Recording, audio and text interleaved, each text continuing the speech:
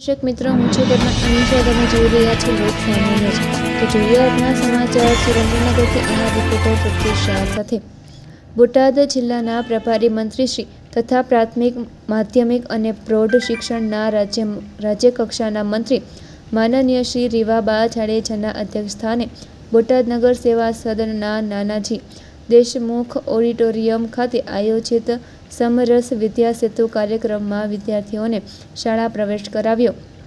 શિક્ષણથી વંચિત અને શાળા છોડી ગયેલા બાળકોને પુનઃ શિક્ષણના પ્રવાહ સાથે જોડવાના આ અભિયાન અંતર્ગત બોટાદ જિલ્લામાં કુલ 4,902 વિદ્યાર્થીઓને શાળામાં પુનઃ પ્રવેશ અપાયો છે. તેમજ આ સરાહનીય કામગીરીમાં મહત્વપૂર્ણ યોગદાન આપનાર શિક્ષકશ્રીઓનું સન્માન કરવામાં આવ્યું.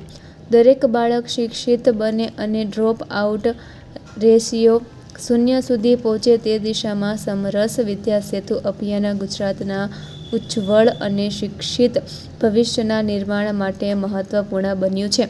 તો ફરી મળીશું એક નવા સમાચાર સાથે. ત્યાં સુધી જોતા રહો લોક સામાન્ય ન્યૂઝ.